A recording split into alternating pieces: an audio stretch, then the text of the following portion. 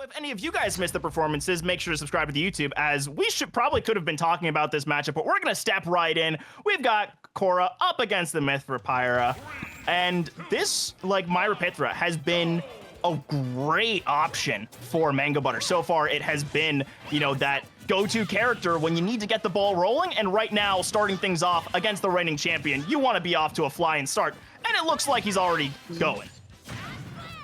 Yeah, we know how strong Mango Butter is with the Pyra Mithra. I'm wondering if this corn pick is a bit of like an expectation that he's going to come out with this person, and want kind of either like to see how comfortable Mango is with the character against someone like Corinne, or if it's a hope that, worst case scenario, we get Pyra Mithra off the board game one. I can deal with the other ones. And I love seeing the smiles on both their faces. This is a matchup that I'd say Team 7's very comfortable with. Team 7 main Pyra Mithra for a long, long time. And you can see throughout this season, he's gotten a lot more comfortable with that Corin. So I think this is a very comfortable matchup for Team 7. It's just a question of whether Mango Butter is, and oh my gosh, reading that roll in. Only 47% on this first stock still. A very good lead here. Just want to see if you can hold on to it. Oh. Did manage to get the swap off, so able to swap back to Mithra, and again, already just racking up that percent, as it does seem like for Mango Butter, this has been just such a great pick for him, of really just able to get these series going, keep that pressure up, and again, this Corin we've seen that's started to really enter the lineup, been that starter for Team 7, is getting stymied right now. Yeah. I know it seems like Butter is kind of spamming the side B, but if you watch his playstyle, he doesn't use, most of the time, he doesn't use it at times that you expect it. He almost kind of uses it as a mix-up. And if you are comfortable with Pyra Mithra and as a more orthodox player, like you're going to get caught off guard, I think. Yeah, and something that I see that Mango Butter is used very well, he's spacing very well. Those side Bs are as effective as they are, as you see the backer from Corin bringing it right back to one stock lead. But when you space that well as a Pyra Mithra, that's when that side B really has a lot more advantage to you, when you can really catch someone off guard. If you're using it all the time, it's very readable, really punishable. But there you go. Now actually Team 7 adjusting to those side Bs. So maybe he can find some more punishes out of them. Oh, look like that. I think also his use of the side B with Pyra as well, catching people on the edge and with that spacing. Very good tools to have. Yeah, I know. Yeah. I'm loving this, and just the speed from the Mithra is doing all the work that you need, but it's a good catch. I love that option actually not to go in from the side of Team 7. Just try and chip up a little percent. No need to go crazy, but you've made it up to 90%. That means it's time for the Pyra to pop back out. And something I haven't seen the Corin use at all is the counter. The counter is a pretty strong tool, especially with those long hitboxes and a very aggro pressure that the Pyra Mithra put on you. It's just one of those tools that, the commissioner loves to use that tool for sure. And he could tell you, because it's very effective. It really is just about trying to find your moment, but nice back there. As with a lot of counters, it has the extra end lag. Not going to need it for this stock, but still at 114, one solid hit from the Pyra at this percentage will do it. So spot dodges the up smash. Really good. Stays alive off of the falling back here.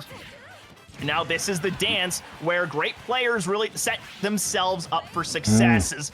Oh, that was a scary moment on the recovery. Both players knowing just how tense this is, and you can see Mango Butter was so solid for those first two stocks, and now trying to finish this one off, really just trying to play on the edge, not give anything extra away. I love this use of the F tilts. Just take the space. Don't need to go for anything crazy, as he's looking to get game one up against the season champion, and that F smash avoided. Another one lands, and Mango Butter keeps the pan hot as he takes game number one. And that last stock was so well played by Team 7. So patience at the end there. It's the biggest weakness Pyra has, right? I mean, like, as hard as she hits, she's also pretty readable. And when you're that high, when you're dealing with an opponent that high percent as Mango was, you don't want to change back So I think it was good for him to stay and wait for the opportunity to come, which did. Yeah, just patient play, find your opportunity. But I mean, if you're a Team 7 fan, you're thinking if we just got a little bit more done in the first or second stock, that could have been it, right? Yeah, I mean, so often, games like that get so lopsided because of SDs. But that's not the case in this game. Mango Butter really fought those first few stocks, had a couple good reads, and Pyramithra is just one of those characters that can take a stock away 80%. And so I think you got to give credit where credit is due with Mango Butter on the Pyramithra. Now, without that Pyramithra on the table, you still have and this is something I love about Mango Butter's team is he has a few pieces, and a lot of us in this league, we have a main three. I don't know if I could say that with him. Sometimes we see the Olimar, sometimes we see the Mario, and obviously the Rob and Royal make their appearances. But he really just kind of plays them all a little bit and can pick any one of them out at any moment. Yeah, the Olimar, even though I don't think it picked up any wins, it still looked very, very solid last week when we saw it. Definitely demonstrates comfort with the Pikmin. And that is definitely something that's such a key part of your kit is now we are going to see the mouse come back out. No return to the Corrin. And finally, is this the first appearance for the Mario? Oh boy. It appeared last week. Okay. It appeared last week. And it was, even though it's one of his older choices, it seemed like one of his rustier ones because he had been holding it off for a bit. He was also the builder last time. Yes. But I think he was still pretty. I mean, as you can see, he loves the aerial game with Mario. He knows how to use it well. Yeah, it's such a big part of his game. With the playstyle, it's so different from I think the rest of his team, even when it is like that classic. But he's having no issues now. Definitely taking advantage of how light the Pikachu can be. But I was worried that we got a jump catch there. Yeah, and as you stated, no Corrin. Last week, he played the Corrin 3 times and lost 3 times in a row on it. I think it's good to get something else out there. Pikachu a little faster, which might help to his advantage, because the Corrin is a little slower, a little, heavier hitting. But look at the Mario up smash. With Pikachu at 120%, yeah, that Mario up smash is so interesting, because the hitbox kind of reaches behind him. Mm-hmm. It's like the end of his head as he wraps around, so it's just deceptively... It's a deceptively large hitbox, and you just don't always see it coming, as Pikachu's going to be fine off of that drop, but still, this feels a lot like the start of the last stock, where Team 7 is just taking a little while to, feel out the matchup, get used to what's going on. Definitely getting more percent than we saw in the Pyramithra matchup for these first 2 stocks, but still not exactly what you want to see if you're a Team 7 fan, but that little string certainly starts to bring it together. Yeah, the F smash on the other side of the stage might have taken the stock, but with that far to travel, not yet. Oh my gosh, I don't think he has a jump. I think that's just a stock. Yeah, no, he got the jump. Yeah, nice. That's very good ledge pressure there from the Pikachu. Yeah, it's exactly what you want to see. Taking advantage of those little moments and just holding your opponent accountable, keeping them accountable, making sure that we don't see any cheese, not letting them get away with anything for free.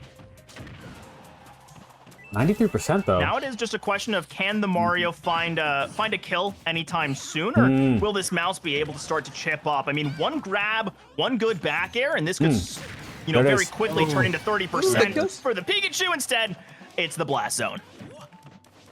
Yeah, and that's the thing about the Mario. Oh my god, hold on. Here we go. I love a good Pikachu string. And he has a jump. No jump now. No jump still on the Mario, but can't capitalize there. But again, that's 66%. Now if you are the Mario, you also excel in the combo game. Let's see if the Mario can get a little combo here with the down throw, maybe. Oh, it doesn't get the throw off though. Like his back throw. Nice. I like that use of the Thunderbolt. Oh, what? Oh, no way. Oh, What is that? What happened? He basically pineappled himself is what it looked like, where he just ran into a pixel on the bottom of the stage, and that just canceled out the rest of the recovery. He couldn't get the second ping, and that's really where it ends. We're gonna get to take a peek back at what finished off the second stock, which was just a great F smash read from Mango Butter. But now, I mean, Team 7, you're having flashbacks of last week where you go down 0-2 and you're trying to figure it out. Last week it was a sweep. This time you don't want that to happen again. Listen, it's got to be the Lucas. I don't care what your game plan is. When your back's against the wall, you need to bring out your boy. You need to bring out the guy that got you here, the guy that got you the championship last season. You need to bring Lucas out. He's the only one that remains from that roster, and you got to show why. It's because he's your guy, and you got to bring him out here. I don't see any other way. How do you think Lucas is going to match up with Rob, which I think Mango Butter is going to bring out, because it's become kind of his main this season? You know, here it's funny you mention it, because that's the exact matchup we're getting.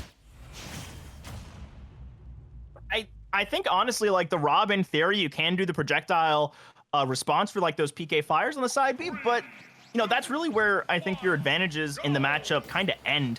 Otherwise, this is going to be, I think, a difficult neutral for you as the Rob if you don't get a combo string started. And now we're just going to have to see whether or not you fall into the side B.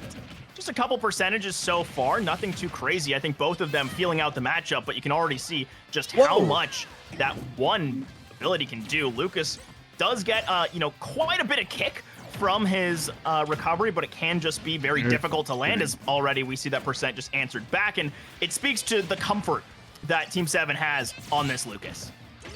And I know that Mango Butter. Go ahead. No, go ahead. Go ahead. I'll say I know that Mango Butter has been trying to finesse his side B. He's learned that he can extend its time given how much he mashes it or not. So I want to see if he's able to use that to mix up his timing and keep Team 7 on edge. Yeah, it's all about the mix-ups. Oh, he got there. He will. Okay.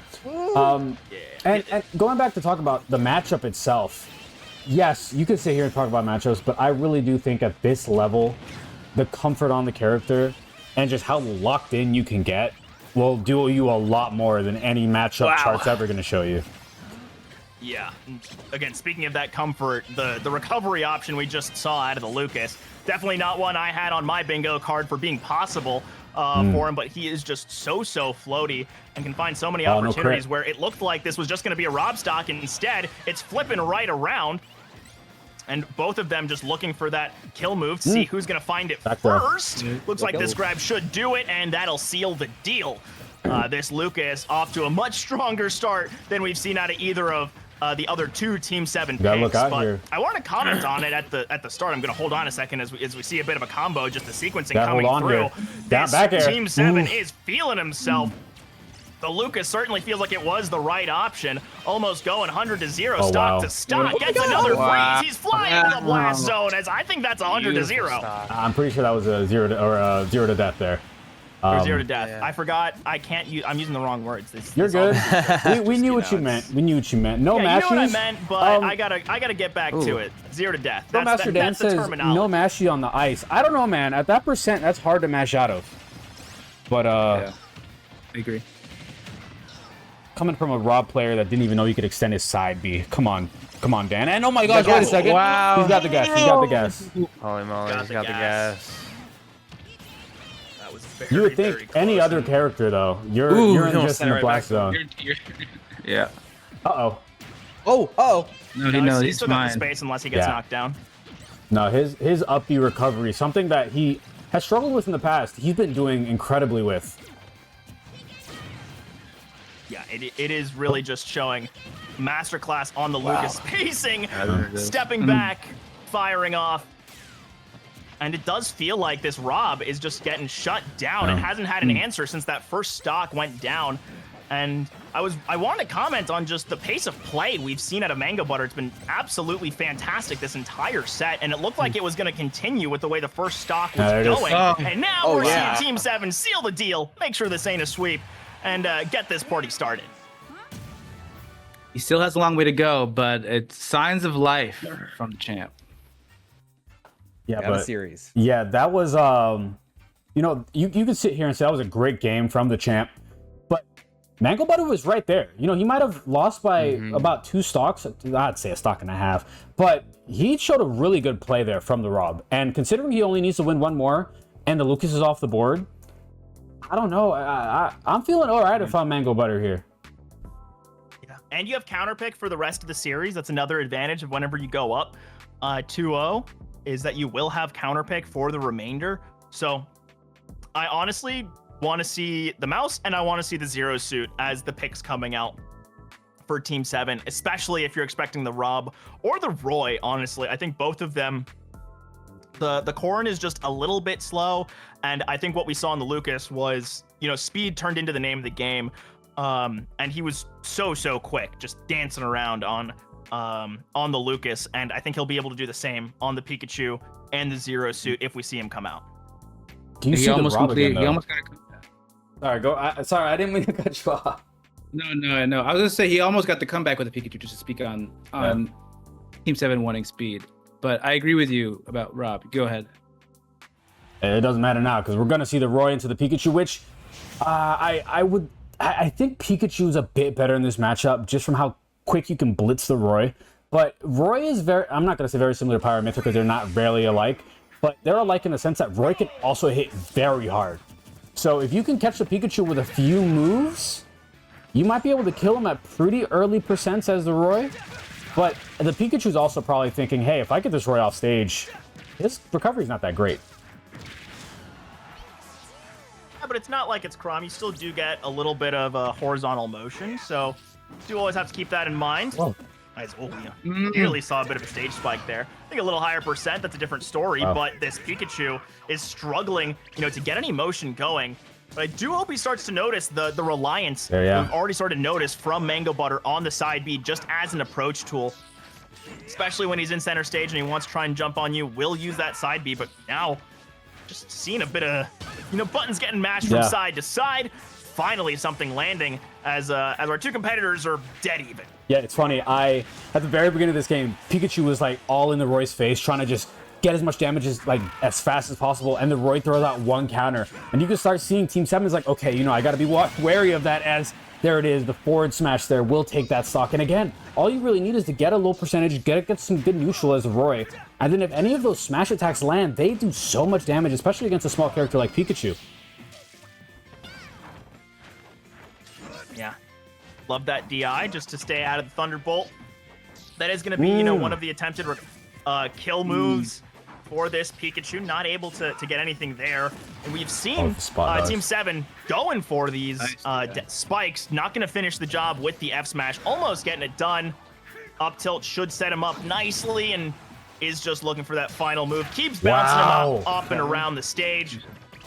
Still 166, and that'll finally seal the deal. Yeah, but I mean, it's funny because it seems like the Roy stayed alive for so long, and he did, but he really didn't do any damage. He didn't build that lead that he had going for him. So the Pikachu is very much in this, but as I say that, a lot of damage being put on here by the Roy. 80%, a smash attack, I believe at this percent will kill. Yeah, it'll, or at the very least, it'll be very close here on Smashville. So am certainly watching out. Yeah, only about 30% was gained during that, bonus time during and so we will really see if there is this extra piece, but sometimes you go a little too deep and you wind up in the blast zone for it. Bit of a misinput and just too much end lag. Plus, I think a little extra help from Team 7 as now this matchup has completely turned on its head. And it's a question of, can he get a little more damage? Absolutely not. Shut down as Mango Butter resets this game, and it's just sudden death on this stock. One thing I don't see a lot. That was close. One thing I don't see a lot from Team 7's Pikachu is a utilization of neutral B, which can be a good, interrupter. As someone who likes the zone, especially with young Link, you could utilize that a little bit more to keep Mango Butter honest when he's trying to fight you. Yeah, I agree. Absolutely. I think the neutral B off stage especially can be a very good tool. It's funny because Team 7 usually opts for the down air, which is a lot more hype as he gets the forward smash lead there. But it doesn't matter this game. It doesn't matter. Who are we to tell him how to play the game? As we're gonna get a look at, and I mean that last stock, it was really back and forth, just both of them going from ledge to ledge, each realizing that one good combo could be the difference maker. And we see the Pikachu win one as well, and it's 2 for Mango Butter, 2 for Team 7, and now it all comes down to game number 5. Now for Mango Butter, you've lost on the Rob, you've lost on the Roy. Is it time for the Olimar, or is it just time to go back to the Rob? Because I think that and also, does it matter whether you're going up against the Corrin or the Zero Suit? Does that impact your pick? I say, accept the time marches forward, submit to the robots, take Rob. I have to agree. I think Rob is his best pick, no matter what Team 7 picks. And Team 7's going to know that. We definitely see the Corrin here. Yeah, no, you definitely see the Corrin. I think Rob Corrin, Team 7 won, so he has to declare. And I think Carlos doesn't really care who he picks, even though it's going to be the Corrin. He's going Rob. Corrin versus Roy is what Dan thinks. Yeah. Roy, I would like to see that. the Roy gameplay I don't wasn't know that bad. we'll see that, but I would like it. And the thing about the Roy here is, I think Roy struggles against characters like Pikachu, like Sonic, a little faster paced. Against the Corrin that's a little slower, you might see the Roy come out and have a bit of a better advantage in that fight. So I wouldn't be surprised seeing the Roy either. I honestly think it might be a toss up between the Roy and the robot. And they're definitely making us wait to find out what they're playing. Keeping us on the edge of our seats. They're trying to find out what they're playing. I mean, Mango Butter's in the arena. Oh, never mind. He left. Okay. I was about to say, but they could also be thinking about maps because, some maps favor some characters. As a DK main, if I can get PS2 every time I play against someone, I would. So that's definitely part of the equation, I'm sure, that they're talking about. But it seems like they're on agreement of something. They're both shaking their heads. Thanks for letting me know that, by the way, since I think the next person I play is you. Listen, if you don't know that DK can ding dong off PS2, you got to study your books, man. Study the gameplay, study the rosters. As Corrin Roy called by Dan in the chat, he might not be here, Fire but he's still Emblem locked City. in. We do see it. No. Based on how the Corrin played the first got on game, this? I think the Corrin is gonna look a lot better in this matchup. I think the neutral game, the neutral air especially, is going into this Roy. But you never know. The Roy is one of those characters that if you try to start a combo with him, he could just do a neutral or a side B and just get out of that combo really quickly. But already seen there, Team 7's reading those neutral Bs and kind of spacing it. And oh my gosh! Read. Oh, wow. Get sent to the Shadow Realm on that spike. Oh my gosh. I mean, Team 7, he warmed up and he obviously knows the Corrin tech. Just reading that hitbox into just the light hurt box for the Roy on the recovery. Yeah. Obviously understanding the map, obviously understanding the matchup. And I mean, that is one thing I do love about Corrin as a character, is you have so many of those funky moments.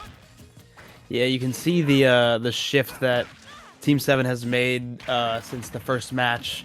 The neutral is way more careful, way more thought out, and I think this is we're seeing the fruits of said. Ooh. Oh my gosh, the very tail end of that counter.